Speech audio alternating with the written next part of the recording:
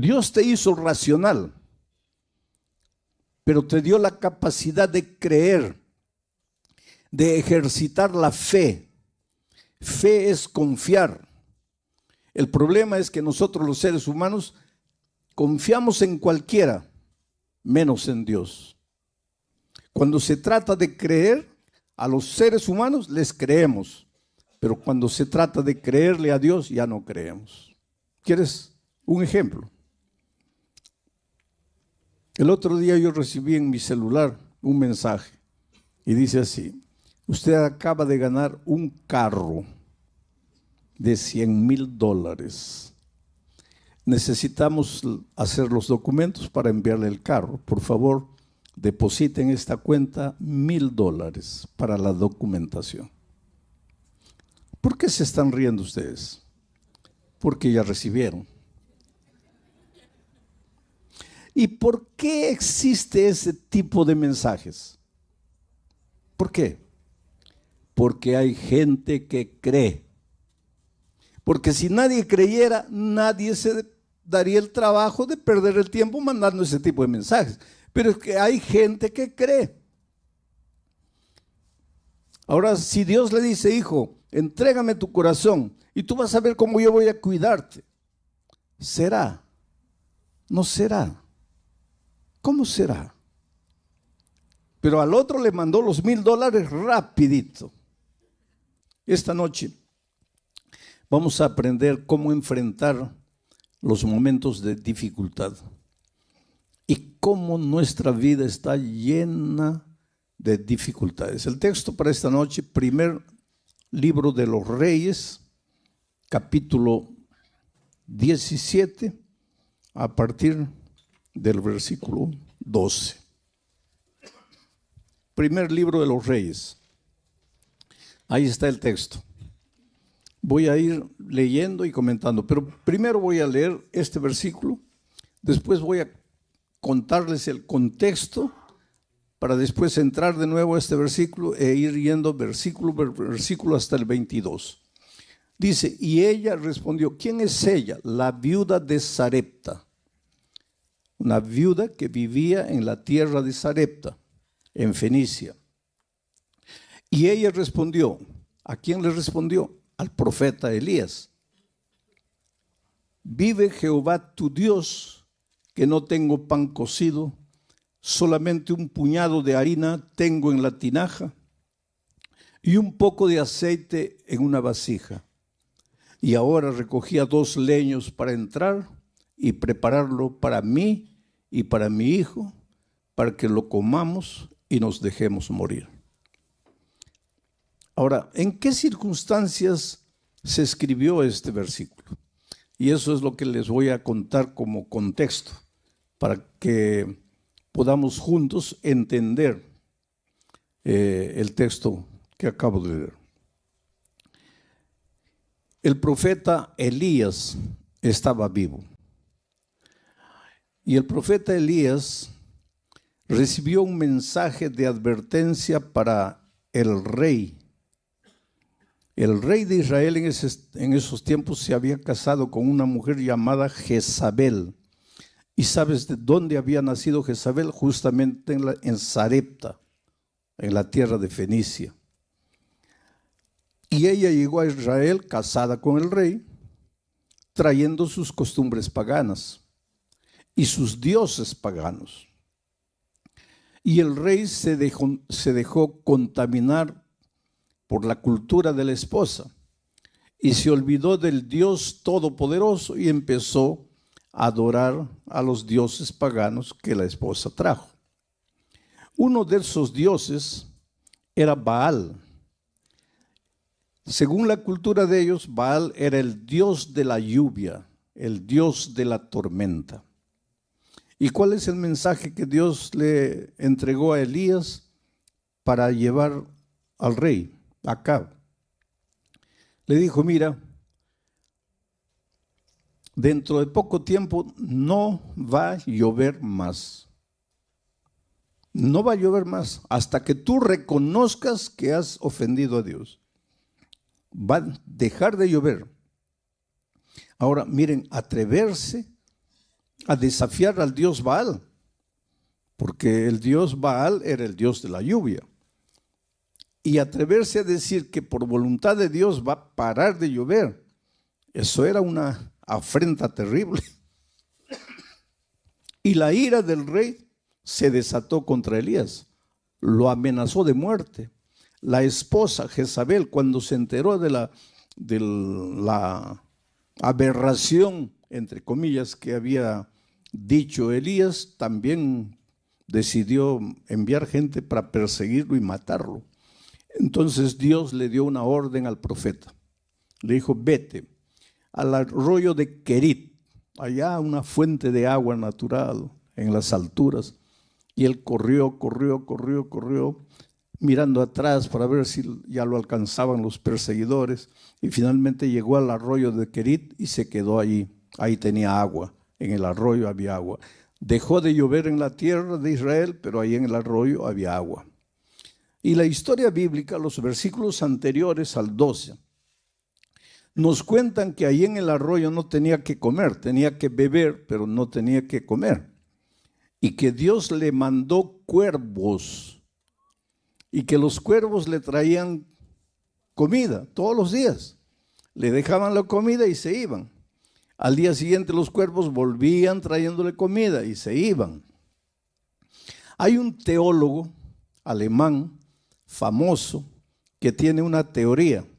Tiene la teoría de la desmitologización de la Biblia. ¿Qué es esta teoría? Él dice, mira, hay que sacarle a la Biblia, hay que sacar de la Biblia todo lo que parece mito. De ahí viene la palabra desmitologización. Hay que sacar de la Biblia todo lo que parece mito. ¿Y por qué este teólogo dice eso?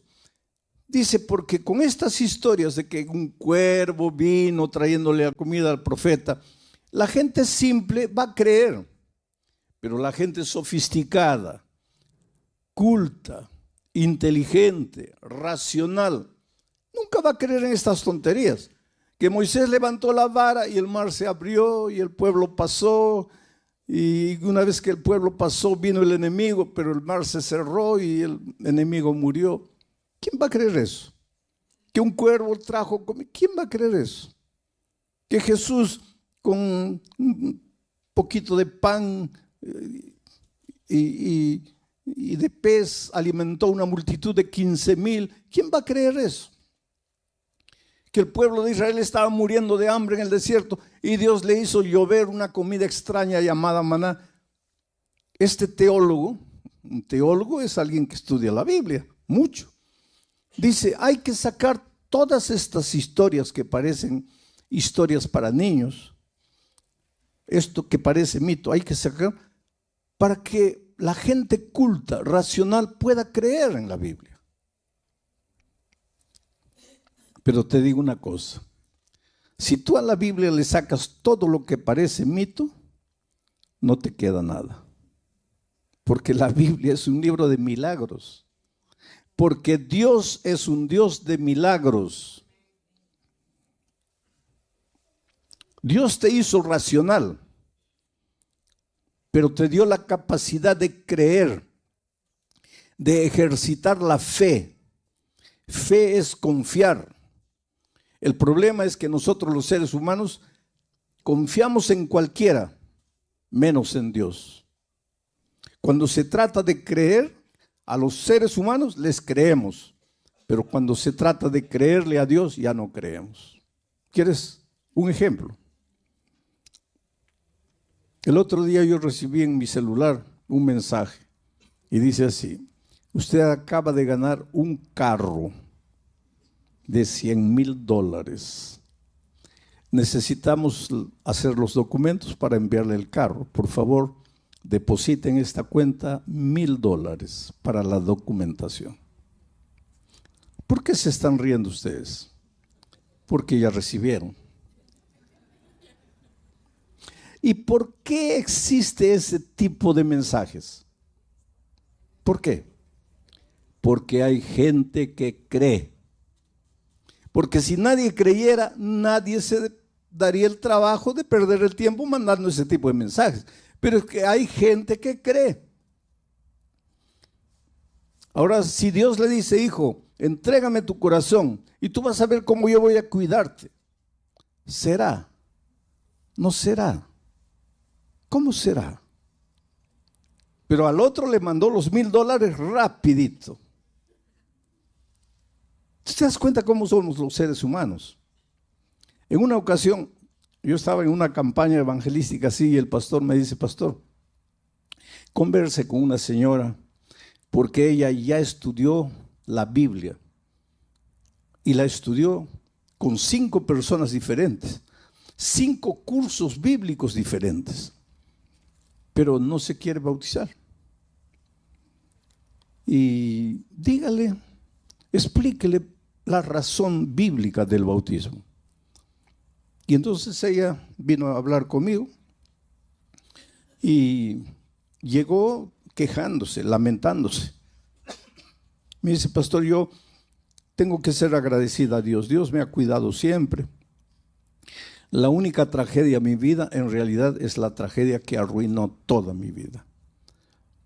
Y mi tragedia fue casarme, y voy a usar las palabras de ella, con un mujeriego, borracho, ebrio, golpeador de mujeres. Esa fue mi tragedia. Hoy día estoy sola, abandonada, con los hijos, sin saber qué hacer. Yo le hice una pregunta, ¿por qué dices que tu esposo era un mujeriego? Porque, pastor, me engañaba con todas las mujeres que veía en la calle, con mis vecinos, con mis mejores amigas. Le digo, pero respóndeme otra pregunta. Y cuando ustedes eran novios, ¿tú no viste ninguna característica de esos en la vida de él? Ah, sí, me dice, pastor, de novios ya me engañaba con mis amigas, con mis compañeras. ¿Y por qué te casaste? Es que él me prometía que nunca más me iba a engañar. ¿Y tú le creíste? Le creí, pastor. Y le digo, y vamos a cambiar de asunto. ¿Por qué no te bautizas? ¿Sabes lo que me dice? Es que, pastor, yo quisiera bautizarme, pero mis familiares, mis amigos me dicen que me están lavando, haciendo un lavaje cerebral, que me están engañando, que la Biblia ya es un libro antiguo, que eso no es realidad. Me llenan de tantas dudas y yo no sé si creer o no creer. Ahora es interesante, yo no le dije a ella, les estoy diciendo a ustedes. Al mujeriego, borracho, golpeador, en las palabras de ella, le creyó. Y a Dios, no sé si creer, si no creer. Nuestro problema es ese, querido. Que encontramos cosas en la palabra de Dios y las dudas como hormigas carnívoras van subiendo. Pero la palabra de Dios nos sacude. Dice que la Biblia es como una espada de 2 filos que entra y penetra. Y a veces de noche nos atormenta porque sabemos que está escrito, tenemos la Biblia abierta, leemos una vez, está correcto. Pero tengo miedo. Bueno, la viuda nos va a enseñar una gran lección esta noche. Elías se fue allá, fue alimentado por cuervos. Y aunque te parezca que esa es una historia para niños, no lo es. Es la realidad más hermosa de la Biblia. Cuando la razón no te alcanza, cuando las fuerzas no te solucionan el problema, cuando el dominio propio, cuando la lógica humana falla, por favor no te desesperes. Dale a Dios la oportunidad de ser Dios en tu vida, de hacer las maravillas que la ciencia no puede explicar, que ningún ser humano puede explicar. Porque milagros, ya dije, en los milagros Dios rompe las leyes de la naturaleza. Por eso el milagro no puede ser entendido por la lógica humana, porque va contra todo lo que es lógica. Pero si esta noche yo me pusiese a contarles a ustedes los milagros que Dios ha hecho en mi vida, pasaríamos aquí la noche toda y no terminaríamos. Yo trabajé 3 años en la selva. Fui misionero entre los indígenas de la Amazonía de mi país. 3 años. Dormí con ellos, dormí en el suelo, dormí en el árbol, caminé por la floresta. Muchas veces tenía que beber, otras veces no tenía que beber ni comer. Yo me acuerdo que muchas veces caminaba muriendo de sed, no había agua. Encontraba un charco lleno de renacuajos, ahuyentaba los renacuajos y me tomaba esa agua. Otras veces no había ni charco, había solo un lamazal. Me sacaba la camisa, colocaba lama, apretaba y las gotas que caían me las bebía. Por eso yo siempre digo, yo viajo por todos los países del mundo. Yo digo, la bacteria que quiere entrar a mi estómago tiene que pensar 50 veces, porque corre riesgo de morir dentro de mí. Dios me envió a la selva para enseñarme a depender de Él. Y yo les podría contar milagro tras milagro, las cosas maravillosas que Dios ha hecho en mi vida. Y si alguna duda quedaba en mi mente con relación a milagros, cuando fui a la selva desapareció todo. Cuando encuentro esto, para mí no me resulta difícil creer, porque yo he vivido en mi propia experiencia eso. Entonces ahora sí, en ese contexto, él fue alimentado en el arroyo de Querit, Elías, por los cuervos, pero el agua se acabó. Y entonces Dios le dijo a Elías, ahora vete a Sarepta, la tierra de Jezabel, la esposa de Acab. En Sarepta, en los límites con Fenicia, también sucedió ese incidente de Jesús. ¿Se acuerdan cuando una mujer Ciro-Fenicia vino y le dijo, Señor, ayúdame? ¿Te acuerdas que Jesús dijo, no es bueno dar el pan de los hijos a los perritos? ¿Te acuerdas? Eso sucedió en esa tierra. Ahí era Sarepta y allí vivía una viuda pobre que, de acuerdo al relato, no tenía nada. Un poco de aceite, un poco de harina, y ella fue al campo a recoger leña para preparar un pan, comer ella y su hijo.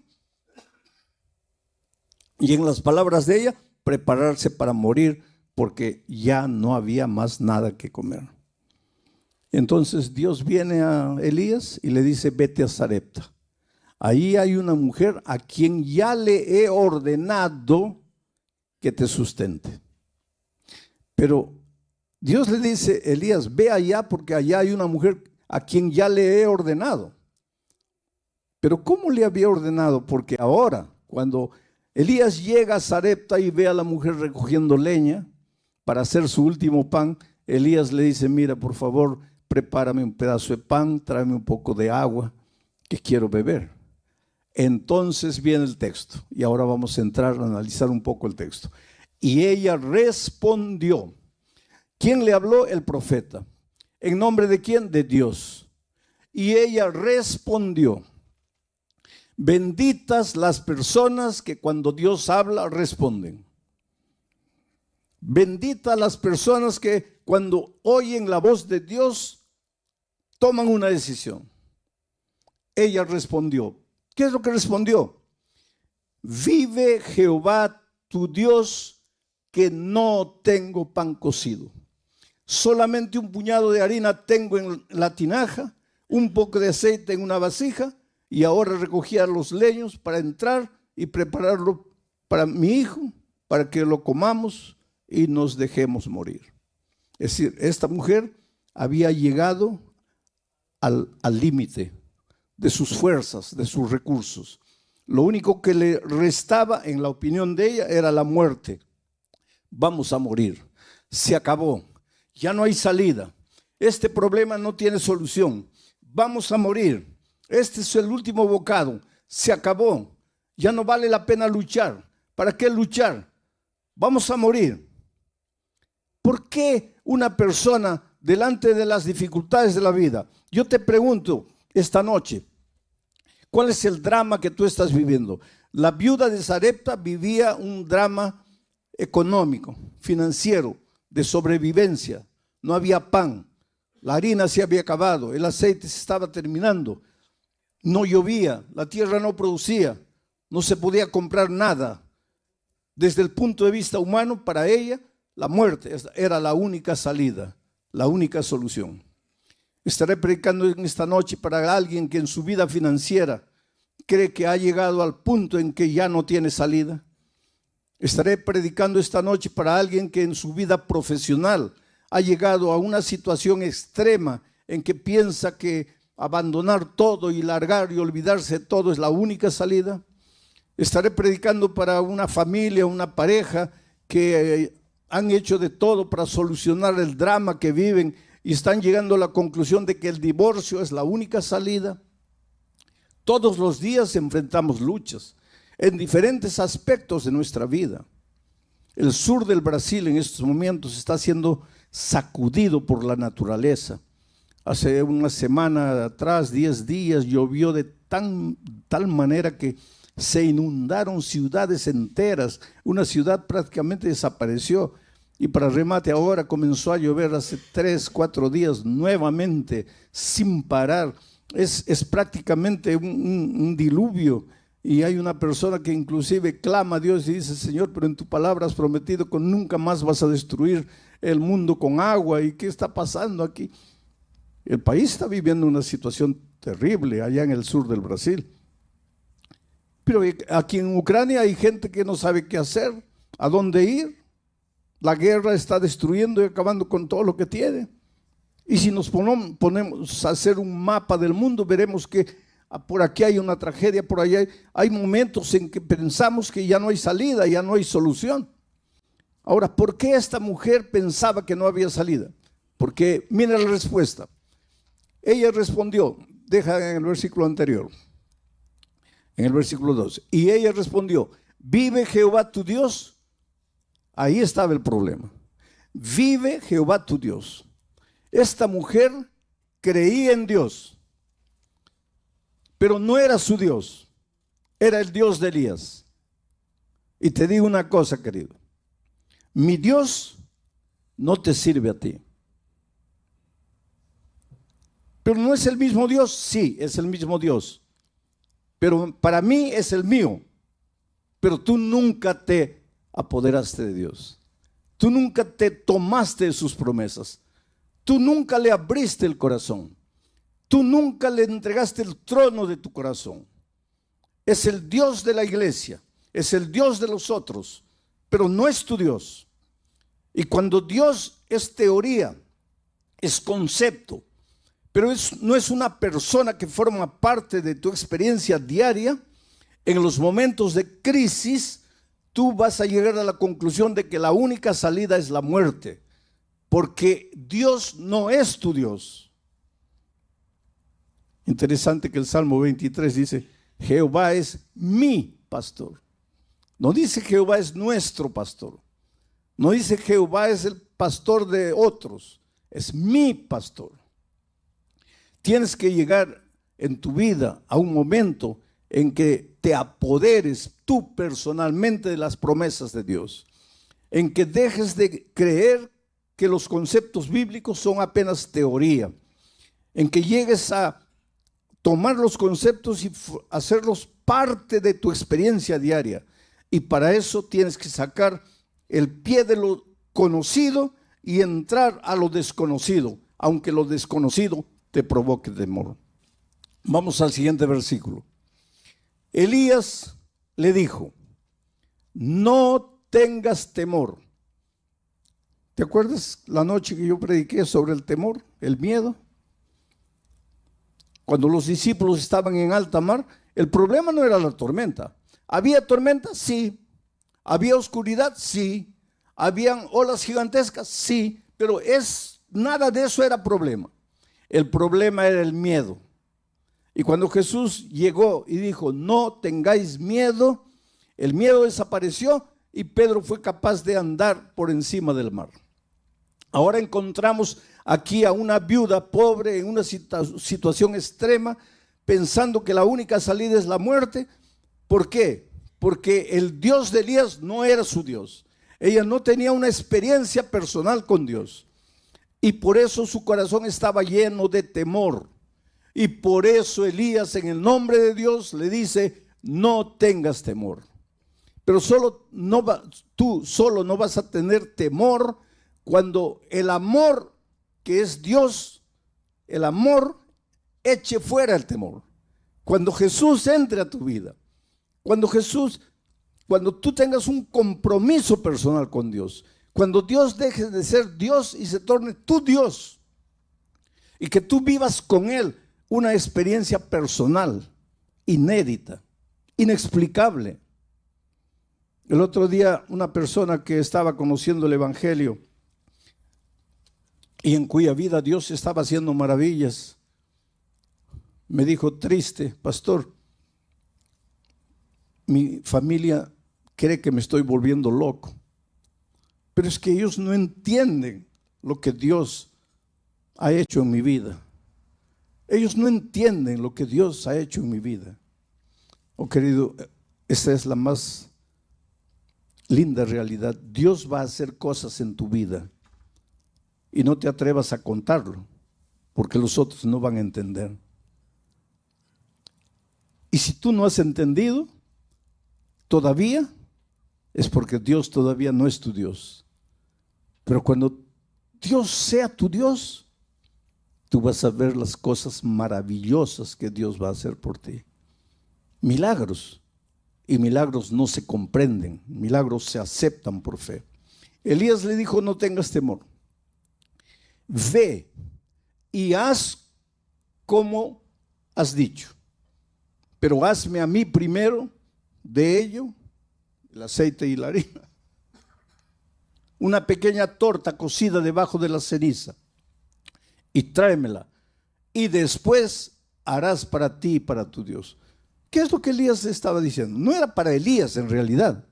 Lo que Dios estaba diciendo: mira, hijo, en lugar de pensar primero en tus necesidades, entrégame tu corazón, cree en mí, confía en mí.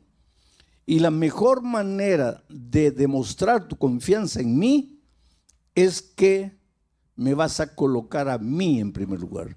Prepara el pan y tráemelo a mí. Y después vas a preparar para ti y para tu hijo. Esto es colocar a Dios en primer lugar. Es interesante que Génesis 1:1, el primer versículo de la Biblia, dice así: en el principio Dios creó los cielos y la tierra. Pero leemos el verso y no pensamos, no reflexionamos. Pero mira lo que dice: en el principio Dios. Después que Dios fue colocado en el principio, viene el verbo crear. Dios creó la acción. Y el resultado: cielos y tierra. Todos nosotros queremos los cielos y la tierra, pero nadie coloca a Dios en el principio. Si Dios no está en el principio, no hay cielos ni tierra. El crear sin Dios en el principio no tiene sentido. Tienes que colocar primero a Dios. Y eso es lo que Elías le dijo a la viuda: colócame a mí primero y después vas a ver. Siguiente verso. Porque Jehová, Dios de Israel, ha dicho así: la harina de la tinaja no escaseará, ni el aceite de la vasija disminuirá, hasta el día en que Jehová haga llover sobre la faz de la tierra. Jehová ha dicho así. Oh querido, puede haber la cantidad de dificultades y problemas delante de ti que tú puedas imaginar. Nada va a ser capaz de derrotarte. Primero, si colocas a Dios en primer lugar. Y después, si crees en lo que Dios ha dicho. Y lo que Dios ha dicho está en la palabra de Dios. Es por eso que tienes que estudiar la Biblia. No creas lo que los otros te dicen. cree lo que tus ojos ven que está escrito en la palabra de Dios. Cuando alguien pretende enseñarte alguna cosa, que confirma tú con tus ojos que eso está escrito en la palabra de Dios. No creas al ser humano, cree en la palabra de Dios.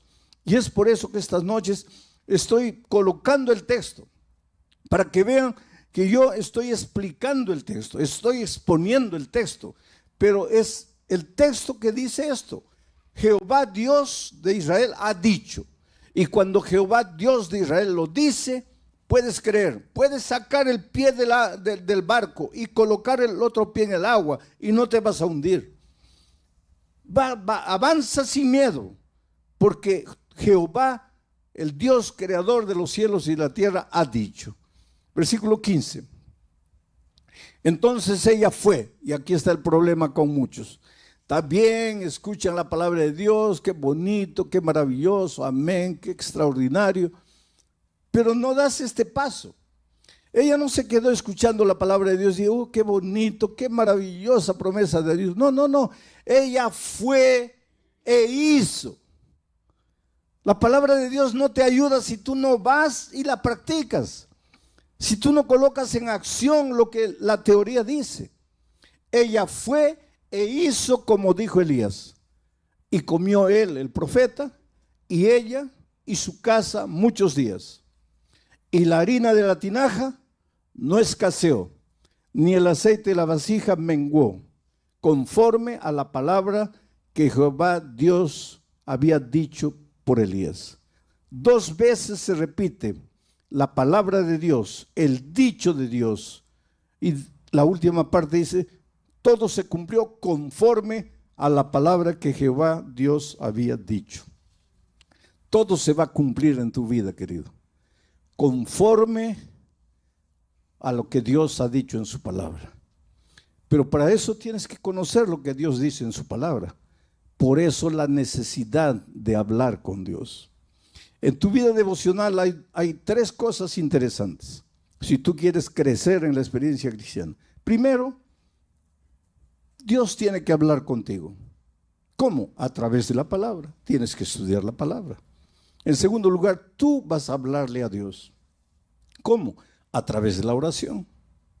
Y en tercer lugar, tú y Dios ahora van a buscar otra persona. Y vas a hablarle del amor de Jesús a esa persona. Cuando haces esas 3 cosas, estudias la Biblia, oras hablando con Dios y buscas otra persona para traerla a Jesús, vas a crecer espiritualmente. La mayoría de los cristianos se limita a estudiar la Biblia y orar, pero no incluyen el tercer elemento de buscar a otra persona para Cristo. Resultado, permanecen enanos espirituales, no crecen, porque la única manera de crecer es a través del ejercicio. Tienes que salir y buscar a otra persona para Cristo. Pero pastor, nadie me va a escuchar. Lógicamente, querido. En este mundo no hay nadie que quiera cambiar de religión. Tú eres adventista, ¿quieres cambiar de religión? No. Entonces, ¿por qué piensas que el musulmán sí quiere cambiar de religión? ¿O por qué piensas que el luterano quiere cambiar de religión? O el testigo de Jehová, o el católico. Si tú no quieres cambiar de religión, nadie quiere cambiar. Entonces, si tú vas a buscar a las personas, queriendo decirles, tú estás equivocado, mi religión es verdadera, esa no es la manera correcta de testificar del amor de Jesucristo. En el Brasil hay un dicho interesante. ¿Quieres ser mi amigo? No me hables de política, no me hables de fútbol y no me hables de religión. ¿Quieres ser mi amigo? No me hables de política, que soy de derecha, de izquierda. No me hables de fútbol, que soy del Real Madrid, del Barcelona. Y no me hables de religión, que soy de esta o soy de aquella iglesia. Pero entonces, ¿cómo es que traemos a las personas a Cristo? Es la manera más simple. ¿Quién lleva a los jóvenes a las drogas? A ver, dígame, ¿quién los lleva a las drogas? Los amigos. Los muchachos se meten a las drogas llevado por los amigos.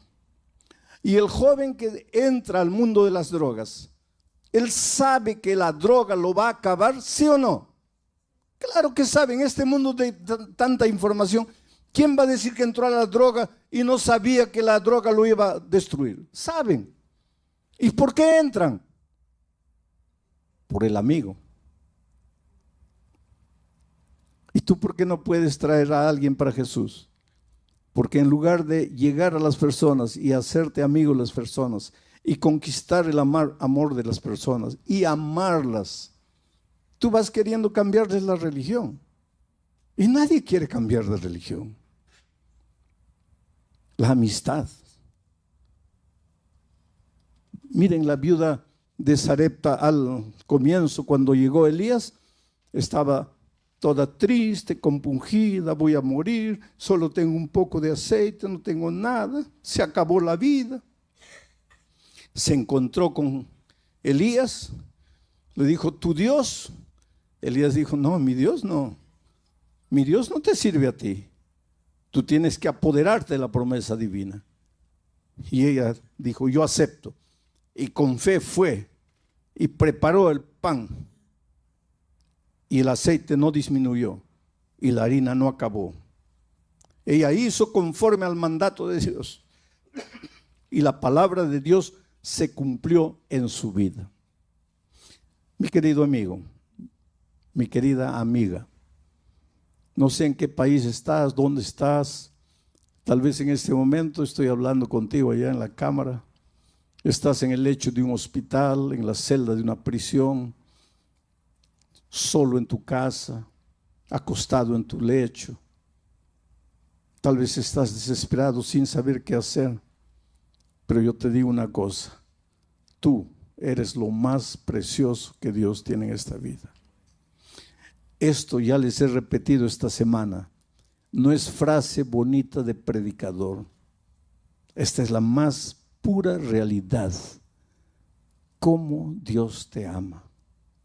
En una ciudad llamada Cuiabá, allá en el Brasil, en la carretera hay una curva llamada la curva del diablo, porque es una curva cerrada y si tú entras a mucha velocidad te pasas y abajo está la boca del infierno y ahí nadie te saca. Tú echas una piedra y tienes que contar hasta 20, 30 para escuchar el sonido de la piedra llegando abajo. Un hombre que fue infiel a su esposa. La esposa le dijo, no quiero más vivir contigo. Los hijos le dijeron, nos vamos con mamá porque tú no fuiste un buen esposo, no fuiste un buen padre. Como consecuencia de esa situación familiar, los negocios se fueron a pique. Para que prosperes en cualquier área de la vida, tienes que tener paz en tu corazón. Si tú no tienes paz en tu corazón, vas a ser un mal empleado, un mal empresario, porque no tienes paz en el corazón. Ese hombre, ahora complicado en su vida familiar, se complicó en la vida financiera, se llenó de deudas. Y un día pensó, lo único que me resta es morir. Y agarró la camioneta y subió la carretera para bajar a toda velocidad y lanzarse al abismo con el carro. Mientras subía, prendió la radio, cualquier radio. Y por esas cosas divinas, no hay coincidencia, hay propósitos divinos. Por esas cosas divinas, prendió en una emisora llamado Radio Nuevo Tiempo de Brasil. Radio Novo Tempo. Y por esas cosas de la vida, quien estaba predicando en ese momento era yo. Y por esas cosas divinas, la frase primera que lo oyó fue, si crees que la única salida para ti es la muerte, espera un poco. La muerte no es salida para nada. Tú no fuiste creado para morir. Tú fuiste creado para vivir. Tú eres el fruto de un Dios de vida. Y si la vida no está funcionando como tú quieres, es porque tú te has olvidado del Dios de la vida. Entonces, en lugar de pensar en acabar con tu vida, entrégale tu corazón a Jesús. Dile, Señor, yo humanamente lo he perdido todo, lo he destruido todo. Por primera vez en mi vida, y tal vez porque ya no me queda otra cosa, te voy a dar un voto de confianza. Haz por mí lo que yo no puedo hacer por mí mismo. Y esas palabras impactaron su corazón. En primer lugar, él dijo, ¿quién es este hombre? En segundo lugar, ¿quién le contó mi historia? Este hombre me está hablando a mí. Yo soy el que destruyó mi familia, mi vida financiera. Yo soy el que está subiendo aquí para matarme. ¿Quién le dijo a este hombre? Eso lo impactó tanto que cuando llegó arriba, recostó el carro, salió de la carretera, inclinó el cuerpo encima del volante y lloró, lloró y lloró. Y el otro día ya les dije que a veces pienso que las lágrimas Dios nos ha dado para lavar la basura interior que nos está matando. Pero él no solo lloró, él habló con Dios a gritos y dijo, Señor, yo soy el hombre que este hombre que está hablando está describiendo. Estoy perdido. He venido aquí a matarme, pero tú eres Dios de vida. Tú me creaste. Entonces dime, ¿qué quieres de mí? Y cuando él estaba gritando eso, yo en el sermón decía, simplemente entrégale tu corazón a Jesús. Y ese hombre ahí donde estaba, le dijo a Dios, Señor, yo no sé qué es entregarme a Jesús, pero aquí estoy, aquí me entrego. Al final descubrió que era la emisora Radio Nuevo Tiempo, escribió a la emisora lo alcanzó. Hoy día es un miembro de iglesia feliz, ha restaurado su matrimonio, está restaurando sus empresas, porque cuando Dios te restaura, te hace completamente de nuevo. Pero no puede hacer nada en tu vida por la fuerza. Tú tienes que querer, tú tienes que decir sí. Aunque tengas que decirle, Señor, yo no entiendo, por ejemplo, ¿por qué este pastor me pide que me levante y vaya adelante? No lo entiendes. No lo entiendes hoy. Un día lo vas a entender.